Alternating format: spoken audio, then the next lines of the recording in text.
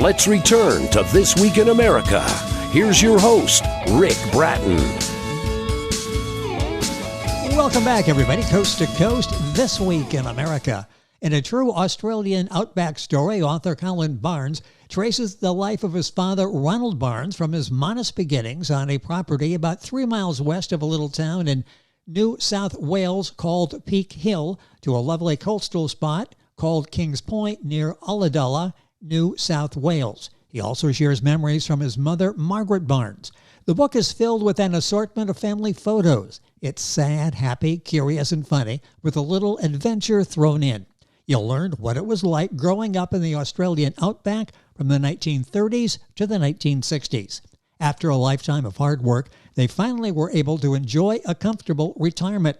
This family history will leave you reflecting on how a positive attitude, perseverance, and an attitude of gratitude can lead to living the life you always wanted.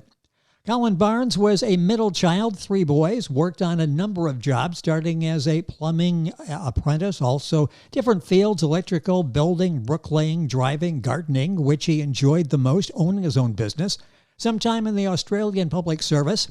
Then he started working as a contributor in information technology and later ran his own business in consulting and IT sales. From Sydney, Australia, via Skype, Colin Barnes, author of A True Australian Outback Story, is our guest.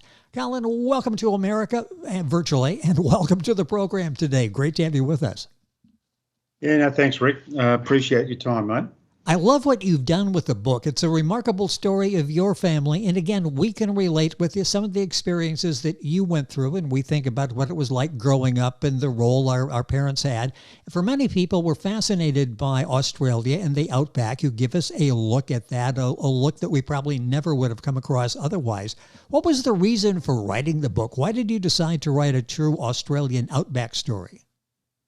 I was working up North Australia, and I came back here, and my mum and dad weren't coping too well. And when I got here, Dad had written up all these things I'd read a little bit before, and read some more of them here. And then I had a chat to them, and I said, "Look, these stories you've written, Dad, I think would make a good book." I said, "There's some great stories here."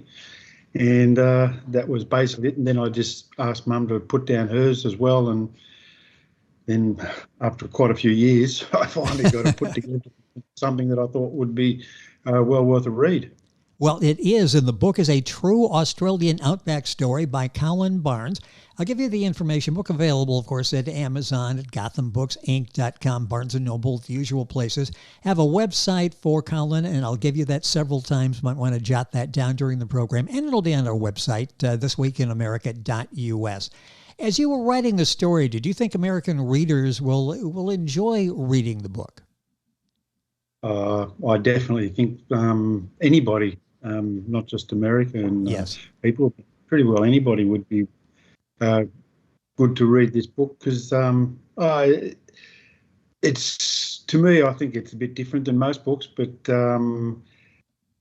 it starts off with a bit of sort of like 2 kids, sort of what they got up to, and things like that in their really early days, and how boys and that can be a bit mischievous, but it develops into more into what actually happened in their lives, and how they lived their lives, and how community worked in the outback in those days, to when they went on to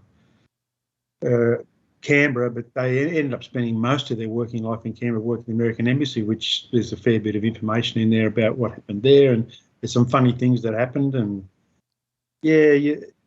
Plus, I would think baseball's a big thing in our family, and my parents were major players in forming a club in Canberra called the Eagles.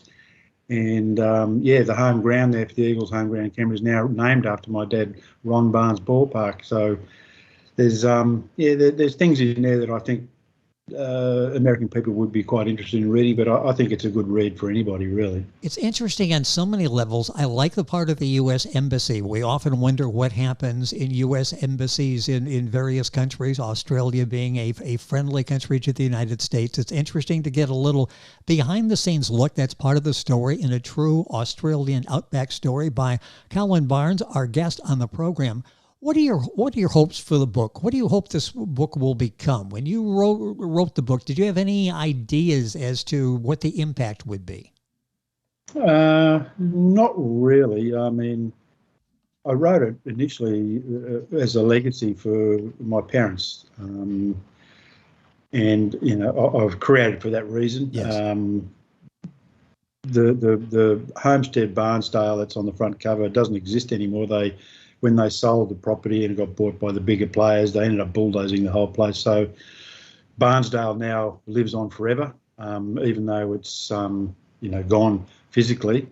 But it's more about legacy of my parents, and I've created a family trust, and anything that happens with that book, it just goes into a family trust and help the family overall. But yeah. I think the book initially, when you read it, I've read it quite a few times, obviously, but I think it could easily make a good little mini-series, actually. That's just my own personal thoughts, but basically the book, I think anybody be worth reading it and could see exactly the sort of things that was like to Yes. be brought up in the Outback in those days. I like the idea of a mini-series. You write vividly, so as you're telling the story, we're actually able to visualize that story. As I'm reading it, I'm thinking this would make this would come off the page very well and would be something you could adapt to a mini-series, even a motion picture. You've got so much of what the family went through, the modest beginning, the retirement, the successes along the way. Your parents are still alive, and this, you mentioned a legacy for them. So often when authors do that, they don't do it while the parents are alive. By the time they get around to doing it, their parents are no longer there. So it's a true legacy in that sense, but they're not there to appreciate and understand what the story that's been told. What's it like for you to be able to write this story, have their input, and have them here being able to read their story? I think it's only just now they're starting to realise what actually is happening. I think it's actually good that's because I've said to them all along, this is what I'm doing, and I think in some way it's sort of helped them a little bit look forward to even living longer. Yeah, I think the whole thing is worked out pretty good.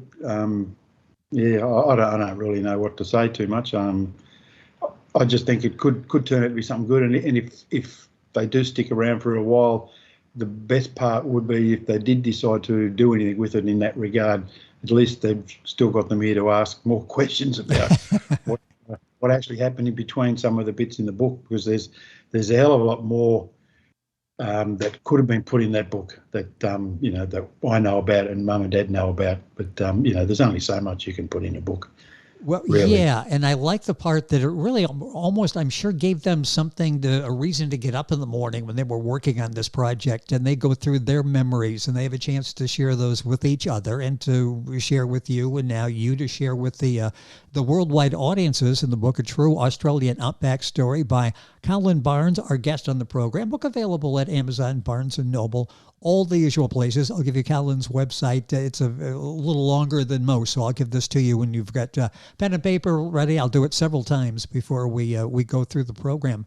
I mentioned your background, a varied background. I really want to talk a little bit about that, because so much of what your development is sort of encouragement to all of us. What the first opportunity you had to drop out of school, you were gone. You were out of there. That was one of the first life-changing moments in your life. A very successful career, but you got out of there. What was it about school that you were, okay, now it's my option, I'll see you later? Well, I wasn't enjoying it. I had a bit of a hard time at school, I suppose. Yeah, it's sort of hard to say. Mum and Dad said, "Oh, you've got to stay, you've got to stay." They thought I was the smart one, and I thought, "Oh, yeah, whatever." And I said, "Look, they thought I should have went to university and stuff like that." And I just said, "Look, if I'm going to be rich and a millionaire, it's going to happen no matter what I do. So if I leave school now or stay there, it's not going to change anything. What I'm going to be is I'm going to be." And I just said, "I'm out. I don't want to be here anymore. And I want to just get out and do my thing," which is basically what happened. And you've done that successfully. I mentioned the various occupations that you've held, including the gardening, that you had your own business, an avid gardener, very adept at that, and the computer business that you've been in as well. What are you doing now? Well, I'm basically looking after my mum and dad, really, and doing things around the house. I've built a nice garden, but it's still under construction, you could say. I like to grow lots of vegetables and eat fresh food. I'm quite big on having fresh food as much as possible, and if I can myself, it's even more so. So basically, I'm not really doing a great deal. I've sort of been studying the world and how it's been working, and all that sort of thing. And I've had to sort of create something else in this time as an income. So it's led me to a whole series of different things I've never done before, which was learning about world economics. And, I fell into cryptocurrencies and things just sort of happened. And yeah, it's sort of unusual. I don't quite understand, or I don't need to understand too much. I just know the universe throws things in front of me at times, and then it's up to me to make a decision what's going to happen. And so I see myself as the creator of my life. So I just have to make sure I make the right decisions when the time comes. And yeah, I've just done what I've done. I don't think I'm anything special. I just am who I am. And well, you've sorted it out. So many of us are not able to do that. You've traveled, you've experienced so much. You've talked about your philosophy for life now is developed through seeing that we all are connected, and you now have a more holistic approach to everything. Talk a little bit about that. And part of that is understanding each other. I mean, we do so much fighting, even when they're really not enemies, even family members that we want to fight, pick a topic and fight about it. Why is it that we just can't all get along? I think there's too much thinking and assuming, and a lot of people don't take the time to see. I've been taught to question the question and then question it again, because to get the truth, it doesn't come straight away, and you have to do a lot of work and a lot of research, and don't take the first 2 or 3 answers as the truth. So you have to, look into things. And I think too many people are just too interested in themselves rather than looking outside. And I don't know. It's hard to sort of put a big thing on it, but I just think we just all need to look at each other as a human family and try and get over ourselves a bit, and just come together and we'll work for a particular thing, which is unity. Really, I mean, we should be one world as a tribe, not a million tribes trying to get our own thing. And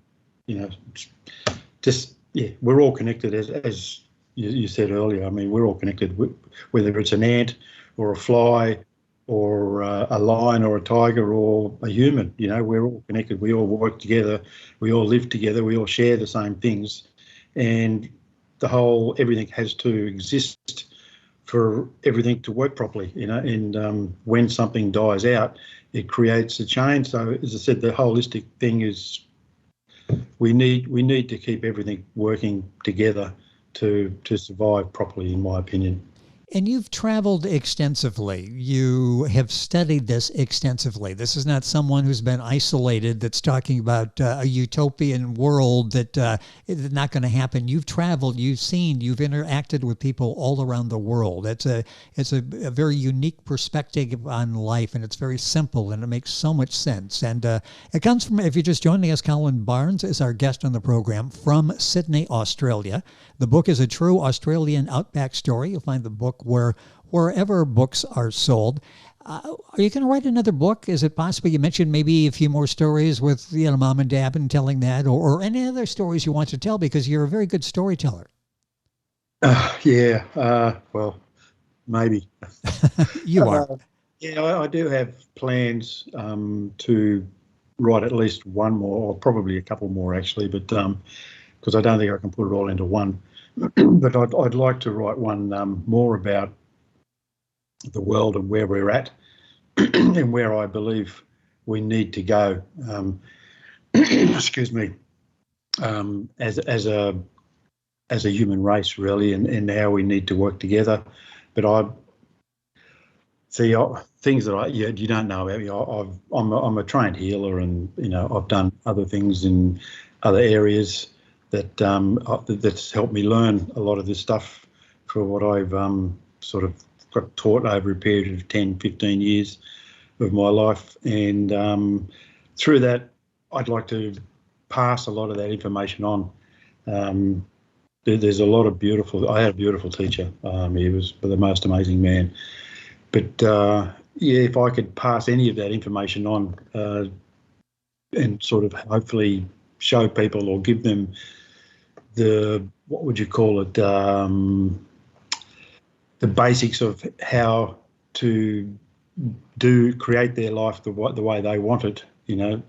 I just see people as an organic computer, you see. So the beauty of being a human is we can change things ourselves, because we have a program, and if you don't like the program, just rewrite the program. And I can give people the tools to do that. I'd like to be able to do something like that in a book, and then it's up to them to use the tools to change whatever they have to make their life what they want it to be. And you were sort of presented with tools. I want to talk, and the time is going by quickly, but several really life-changing events in your life. If somebody's listening thinking, grew up in the Outback, a loving family, family's successful, everything is going very nicely in Colin's life, there have been ups and downs. Let's go back to 1992. That was a divorce that was really a setback, something so many people go through, a setback. It could be something other than a divorce. That could have been life-changing, life-ending even for you. How did you get through that period? Because you did, and you excelled. Yeah, that was a very difficult time in my life. I lost everything, and I cried a bit. It was pretty hard. I mean, I lost my children, I lost everything, and it got to a point that I just put it out to the universe. I said, "Look, what am I doing here?" I just asked straight out of the universe, "Why do I live?" And I said, "If you can't tell me, get me out of here. I just want to leave. I don't want to be here anymore." And then from there on in, things just started falling in front of me, and I met these people and started learning how to do meditation, and then I met some more people from there, and then I met this wonderful man that sort of ended up finishing off what I was learning, which was basically Hermetic studies, which was learning about how everything works, really, how the universe works and how we work and how everything works. And it was the best thing I ever did. So it was hard, but 1992 was a difficult year, and it was definitely life-changing, absolutely. Well, and that led into Hermetic studies, and that really gave you some answers, gave you a different perspective. We go through so much of this, and we see conflict, and we're ready for battle, and your philosophy is that's really not the way we need to go about this. There are other ways that we can approach this, and I hope you're able to expand on that in another book. This book, A True Australian Outback Story by Colin Barnes. A few minutes left in the program. Coming to us from Sydney, Australia. Video portion of this is up on YouTube, where you'll find it at thisweekinamerica.us under videos, and you can check the video part of that as well. What was it like growing up in the Outback? And you're 7.5, and you moved from the farm, one way of life, into the city, another way of life.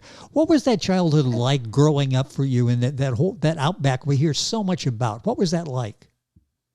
Well, I thought it was fantastic. I mean, every time, once we moved to the city, all my holidays, as soon as the holidays came, I went straight back to my uncle's farm. So I spent all my school years pretty well all holidays on the farm anyway. So it was like I went to boarding school with my parents and went back to the farm every holidays. I just love the bush, mate. And the best part of it is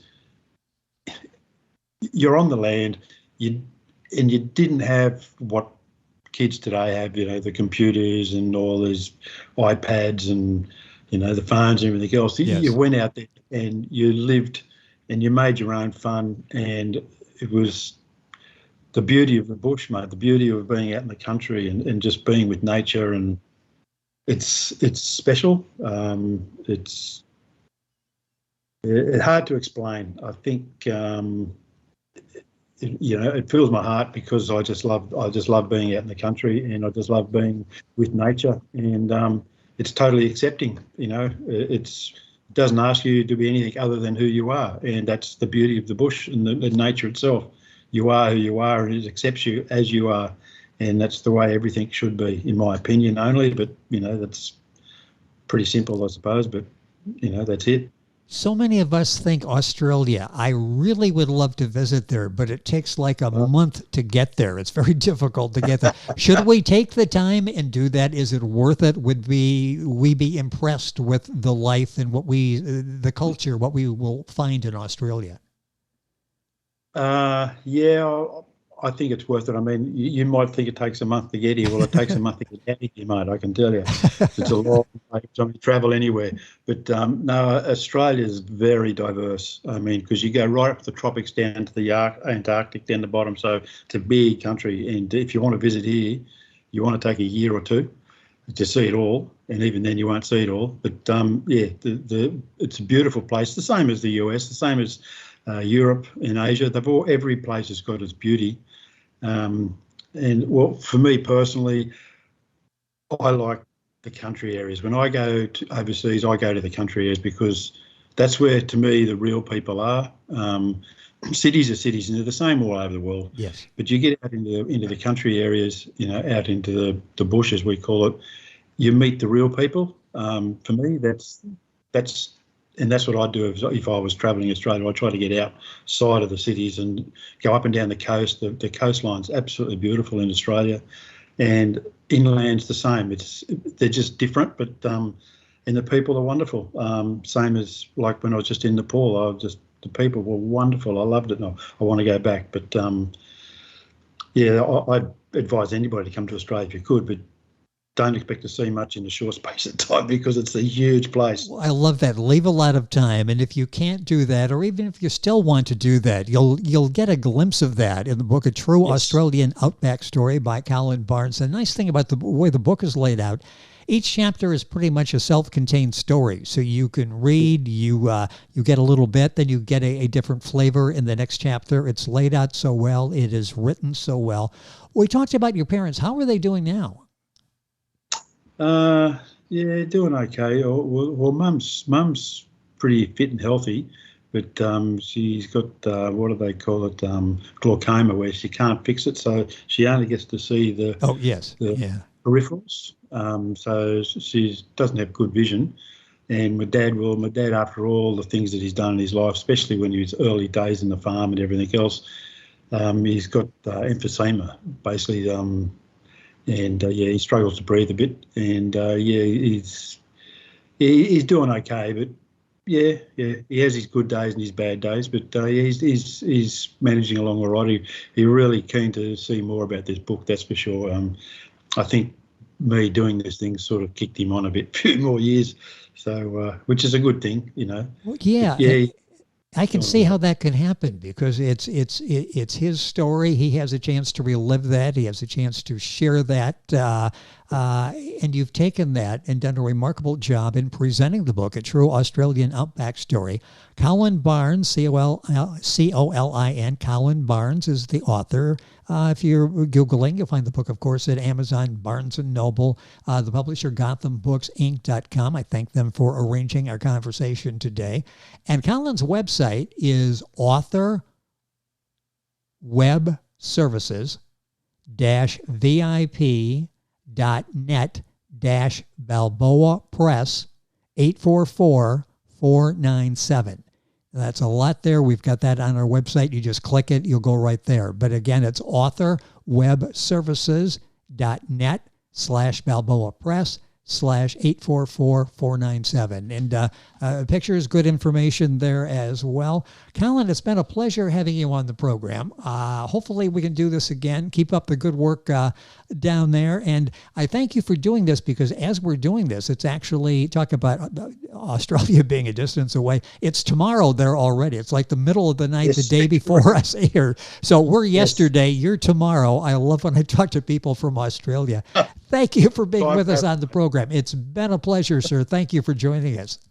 Thank you, Rick. I appreciate your time, mate. It's been a pleasure too. Thank you very much. The book by Colin Barnes, A True Australian Outback Story. Information on our website, thisweekinamerica.us. And we're back on today's program right after these messages. This Week in America is online. You can visit our website, thisweekinamerica.us. Scott Pinkerton, associate producer of This Week in America. Jay Anderson, segment producer. Ben Watson, webmaster. Otto Bechet, director of engineering and TV production. This Week in America produced and is a trademark of Blue Funk Broadcasting, LLC. For information on all of our guests and to listen to this week's show, our website again at thisweekinamerica.us. And I'm Sean Bratton, executive producer of This Week in America.